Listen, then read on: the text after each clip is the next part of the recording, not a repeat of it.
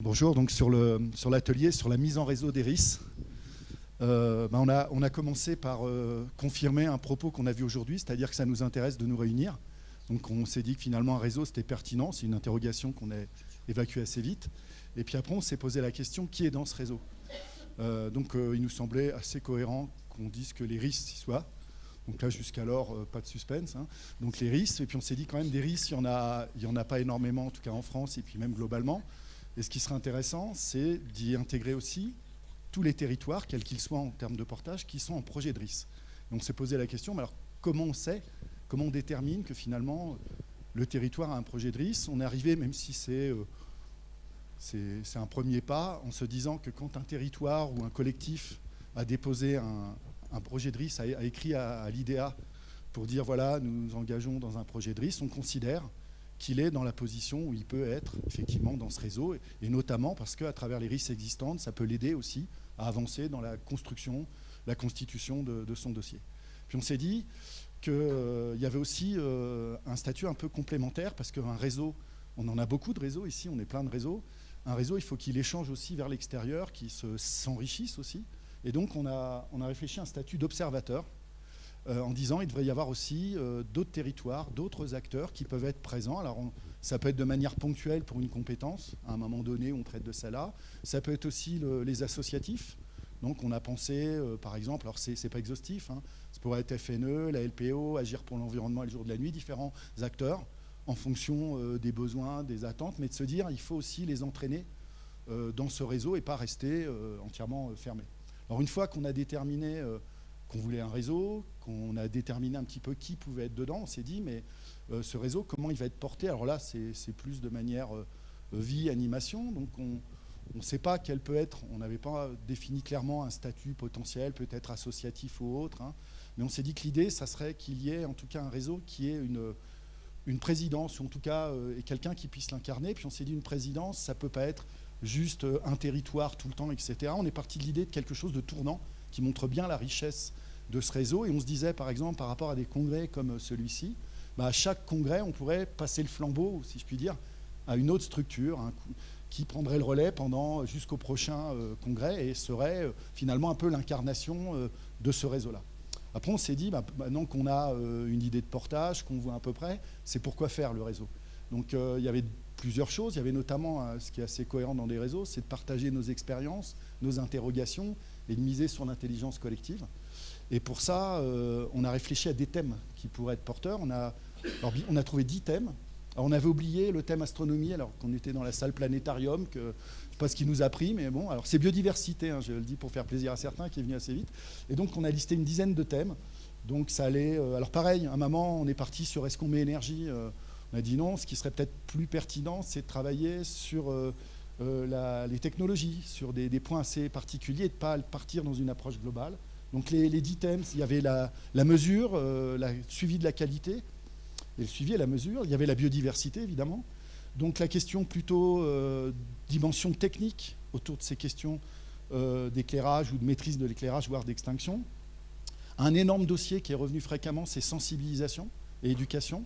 Et on y a greffé provisoirement, parce que peut-être que ça peut venir tout seul, la question de la culture autour de la nuit. Notamment parce qu'il y avait, par exemple dans le Périgord limousin, il y a un travail de recherche qui est autour de la culture et de la manière dont la nuit s'inscrit dans les cultures des territoires. On se disait qu'il y avait sans doute à travailler là-dessus.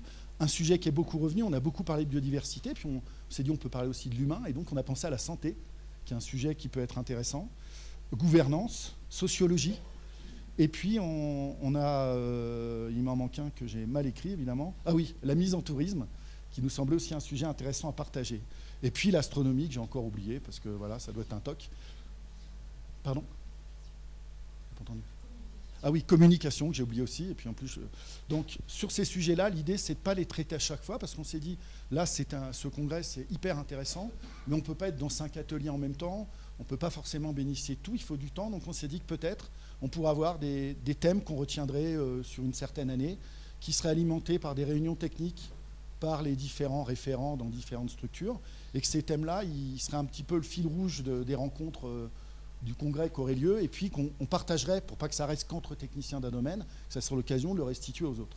Donc ça c'était un autre point important pour nous. Ensuite, on s'est posé la question, et l'idéa dans tout ça, si je puis dire, comment on fait pour...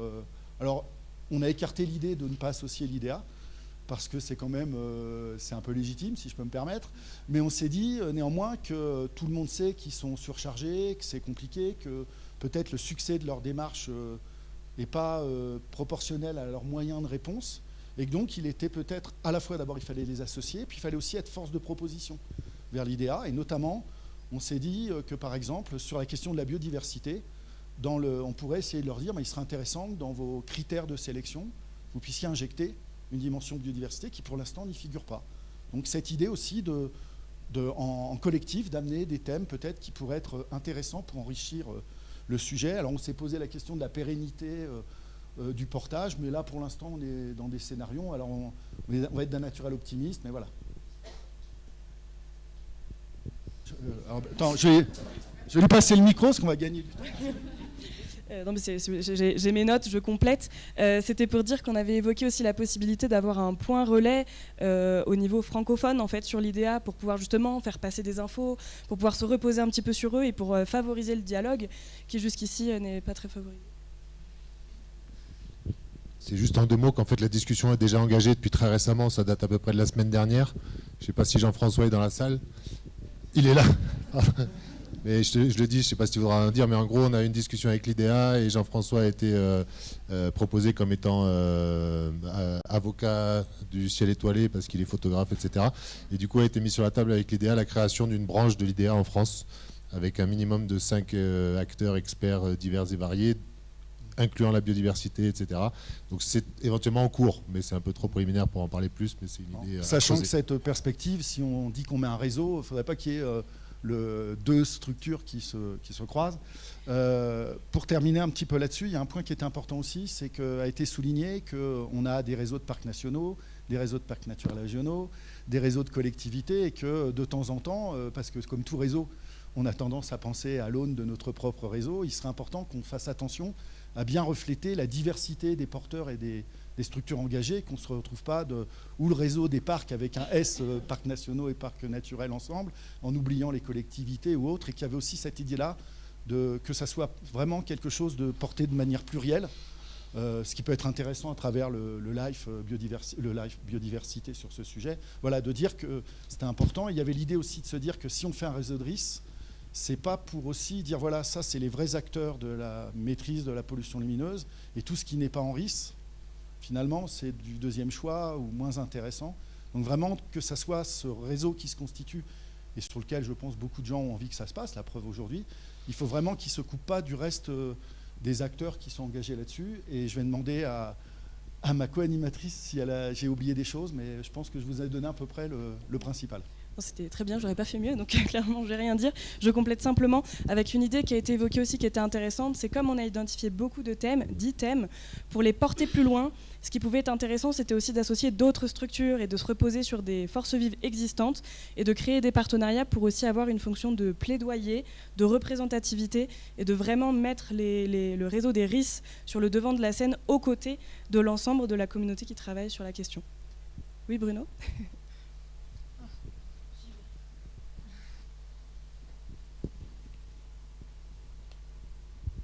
Oui, je crois que Philippe l'a évoqué, c'est la complexité de ce réseau parce qu'effectivement, il y a différentes structures. Donc, c'est assez facile d'avoir un réseau des parcs, un réseau des SDE, mais là, on est un réseau qui va rayonner. Alors, on n'a pas tous les mêmes fonctionnements. Par exemple, si c'est une collectivité, eh bien, l'agent va devoir demander des ordres de mission. Donc, le niveau politique va être impacté.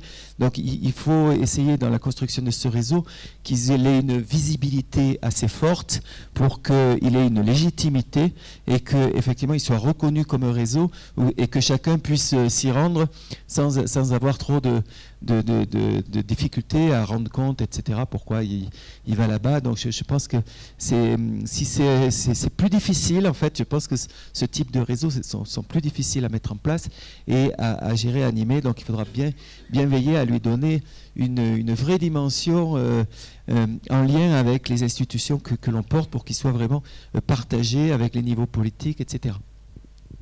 Parce que ça reste un réseau technique, d'après ce que j'ai compris. Hein. Oui et non, en fait, c'est comme il y a beaucoup de thèmes, il y a forcément beaucoup d'intervenants, mais oui, dans l'idée, c'est de se reposer sur les forces vives qui sont diverses et variées, avec des structures publiques, privées, qui peuvent être effectivement multiples. En tout cas, une des choses intéressantes, c'est qu'il s'est ressorti tout de suite qu'il fallait que ce réseau ne soit pas nécessairement bloqué à la France, mais qu'il soit francophone, pour inclure nos amis canadiens, mais d'autres RIS qui vont arriver, notamment au Maroc. On espère à terme être le plus nombreux, et juste pour dire aussi que le réseau germanophone existe déjà et le réseau anglophone existe aussi déjà. Donc si ça marche pour eux, pourquoi ça ne marcherait pas pour nous ? Moi je rebondis juste sur le propos de Bruno parce que j'ai aussi le même sentiment en écoutant là. C'est un réseau qui a une portée technique parce qu'on voit bien ce qu'on a mené ici, le partage d'expérience sur les différents pôles qui structurent l'activité d'une réserve. J'aurais tendance aussi à ajouter quand même la dimension stratégique en fait. C'est que se mettre en réseau, on l'évoquait par rapport à l'atelier, statut ou plutôt renforcement institutionnel. Si on commence à travailler sur une démarche de renforcement ou de reconnaissance à un autre titre que celui du label, c'est les réserves de ciel étoilé qui nous sommes et à qui on s'adresse. Et par l'intermédiaire du réseau, c'est vrai que nous, dans le cadre de l'atelier, mais on ne va pas manger sur la présentation de l'atelier statut, il y avait quand même un enjeu pour nous dans ce réseau, c'était justement cette dimension stratégique, au sens de qui nous sommes, nous réserves, quand on a un interlocuteur en face officiel. Voilà.